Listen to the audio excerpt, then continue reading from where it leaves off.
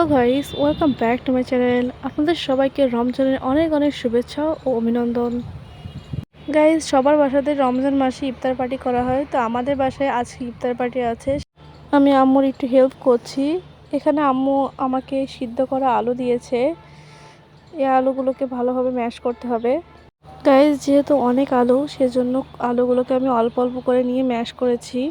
Guys, এই আলুগুলো দিয়ে ডিমের চপ তৈরি করা হবে। গাইজ, আমি এখানে আলুগুলোকে ম্যাশ করছিলাম আর আম্মু কাঁঠালের কোপ্তা বের করেছে। এটা আসলে আগের দিন করেছি। গাইজ, কাঁঠালের কোপ্তার ভিডিওটা আমার চ্যানেলে আগে থেকেই ছাড়া আছে, আপনারা ওখান থেকে দেখতে পারেন। তো কাঁঠালের কোপ্তাটা আগে থেকে আপনারা যদি করে রাখেন, তাহলে যদি হঠাৎ করে কোনো গেস্ট আসে তাহলে তাদের দিতে পারবেন। এটা 1 বছর পর্যন্ত ভালো থাকবে, খারাপ হবে না। কিন্তু তাও আপনারা চেষ্টা করবেন 4 থেকে 5 মাসের ভেতরে শেষ করার। 1 বছর হয়ে গেলে অনেক বেশি দিন হয়ে যাবে। গাইস, যেহেতু আমার আলু ম্যাশ করা হয়ে গেছে, এজন্য আমি এখন এই কাঁঠালের কোপ্তাগুলো কোডিং করব। গাইস, এখানে আমি একটা এগ নিয়েছি। এগের মধ্যে এই কোপ্তাগুলোকে ডিপ করতে হবে, তারপরে ব্রেড গামের মধ্যে ভালোভাবে কোটিং করে তুলে ফেলতে হবে। গাইস, প্রত্যেকটা কোপ্তার পিসকে সেম প্রসেসে কোটিং করা লাগবে। আমি আপনাদের একটা করে দেখিয়েছি, বাকিগুলো আমি আলাদাভাবে করেছি, ভিডিও করিনি সেগুলোর। গাইজ, আমার কোটিং করা কমপ্লিট হয়ে গেছিলো। এখন আমি ওটাকে কিছুক্ষণের জন্য রেস্টে রেখেছি, কারণ যদি আপনারা একবারে কোটিং করার সাথে সাথে ভাজেন তাহলে তেলটাতে ওটা একটু খুলে খুলে যাবে। যদি আপনারা কিছুক্ষণ রেস্টে দেন তাহলে ওটা ভালোভাবে হবে। গাইজ, আমি এখন ডিমের চপটা তৈরি করে নেব।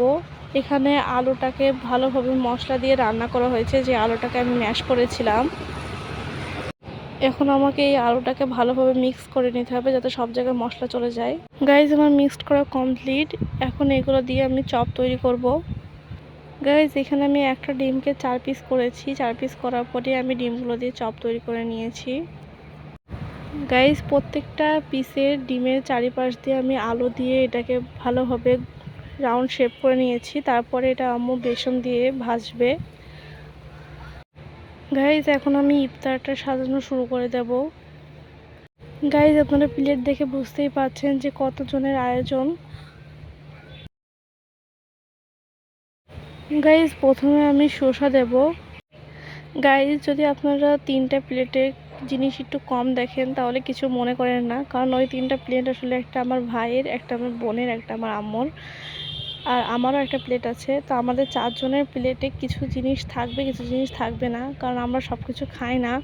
যেগুলো আমরা খাই বা পছন্দ করি সেগুলোই আমি প্লেটে দিয়েছি। গাইজ, ফ্রুটের মধ্যে ছিল মালটা, আপেল, আঙুর, কলা, এই 4টা জিনিসই ছিল। গাইজ, আমি সবার প্লেটে অলরেডি সব ফ্রুটসগুলো দিয়ে দিয়েছি। গাইজ, এগুলো হলো ডিমের চপ। এখন আমি এগুলো দিয়ে দেব। গাইজ, এটা হলো কুমড়োর চপ। গাইজ, এই প্লেটের মধ্যে 3 রকমের আইটেম আছে। একটা হলো বেগুনের চপ, আর একটা ঢেঁড়স, আর একটা হলো কাঁঠালের কোপ্তা। তো আমার বোনও আমাকে একটু হেল্প করছে, কারণ সাইডের দিকে আমি দিতে পারছিলাম না, এই জন্য ও একটু হেল্প করছিল আমাকে। গাইজ, এটা হলো ছোলা রান্না। তো এখন আমি ছোলাগুলোকেও দিয়ে নেব। গাইজ, আমার প্লেটে সব কিছু দেওয়া কমপ্লিট। আমি শুধু মুড়িটা এখনও দিইনি, যেহেতু এখনও কিছু সময় বাকি আছে, এই জন্য আমি মুড়িটা একটু পরে দেব। গাইজ, এই বছর আম্মু 3 রকমের ভাজি করেছে, কিন্তু প্রতি বছর 4 থেকে 5 রকমের করা হয়। এবার আম্মু বলছিল যে এতগুলো ভাজি করার পরে গেস্টরা খেতে পারে না সব, এতে অনেক নষ্ট হয়, এজন্য ভাজি এবারটা অল্প করেছে। গাইজ, আমার মুড়ি দেওয়া কমপ্লিট। এখন আমি এগুলো সব টেবিলে দিয়ে দেব, যেখানে গেস্টদেরকে খেতে দেওয়া হবে।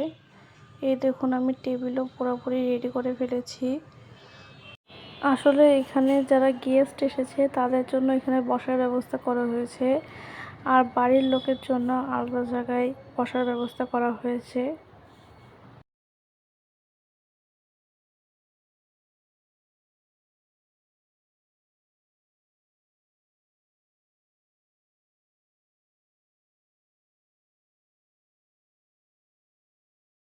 গাইজ, এখানে সামনে নামাজ পড়ার জন্য ব্যবস্থা করা হয়েছে। এখানে আম্মু একটা বড় কার্পেট পেতেছে আর 3টা জায়নামাজ ইউজ করা হয়েছে।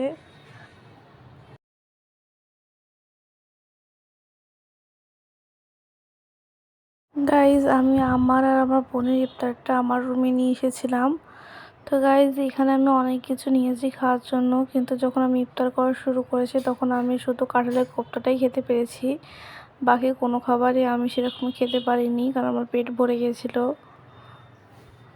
গাইজ আপনাদের মধ্যে কাদের কাদের এরকমের হয় যে ইফতারি করার আগে মনে হয় অনেক কিছু খাবো, কিন্তু ইফতারি করতে বসে কিছুই খেতে পারে না? এরকমের যাদের যাদের সাথে হয় তারা কমেন্টসে এর রিপ্লাই দিয়েন। গাইজ ইফতারির সমস্ত খাওয়া দাওয়া কমপ্লিট হয়ে গেছে। এখন রাতের খাওয়া দাওয়ার জন্য সমস্ত কিছু আমরা রেডি করেছি। আম্মু এখানে বিভিন্ন ধরনের আইটেম রান্না করেছে। আমি আপনাদের আইটেমের নামগুলো বলে দিচ্ছি। আম্মু এখানে ডাল রান্না করেছে, ডাঁটা রান্না করেছে, বেগুন ভাজি, মাছ ভাজি আর সালাদ, আর হলো যে খাসির মাংস আর মুরগির মাংস। গাইজ আজকের মতো ভিডিওটা এখানে শেষ করছি। আবার দেখা হবে নতুন একটি ভিডিও নিয়ে।